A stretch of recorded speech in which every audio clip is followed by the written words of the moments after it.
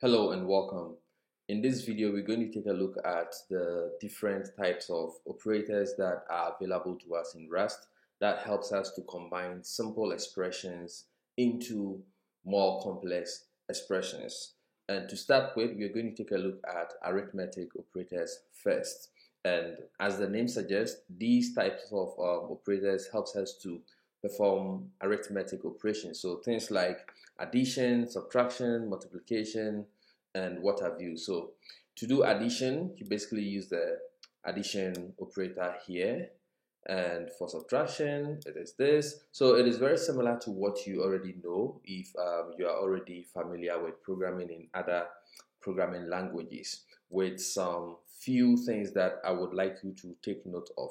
So if you want to do multiplication, I made a mistake here. So this star character is what you use for multiplication. We have integer division, that is when you are dividing between two integers.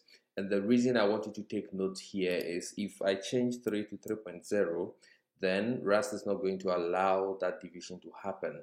And the reason is that you cannot divide an integer by a float. I'm going to show you how you can take care of this situation in the next video, but for now I'm showing you how to divide an integer by an integer. And if you want to divide a float and a float, then you have to make sure that the data types match. Okay, and we also have the modulus operator, which basically returns the remainder when you divide 10 by 3. So if you do a modulus b, then what you are basically looking out for is what is the remainder when I divide a by b. And we also have the relational operators, which are basically for comparison, and they usually produce a boolean which you can use in your conditionals. So for example, if you want to check if something is greater than another number, then you use the greater than sign.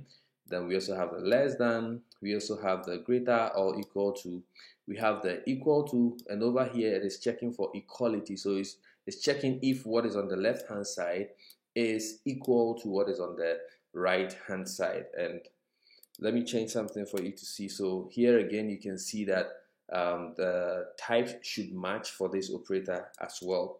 So it's an integer to integer, i32, i32, i16, i16, and the data types you already know about. And we also have the not equal to, which is used for checking if what is on the left is not equal to what is on the right.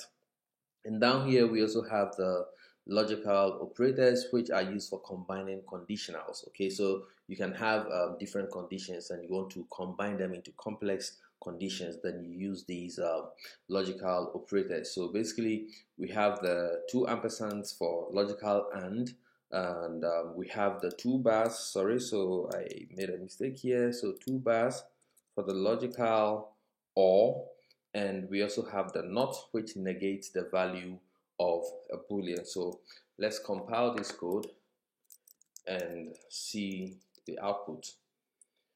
So what I want you to take note of is the difference between the integer division and the division of float. So you can see that over here I divided 10 by 3, and as you know from mathematics, it is not exactly 3, it is 3 point something.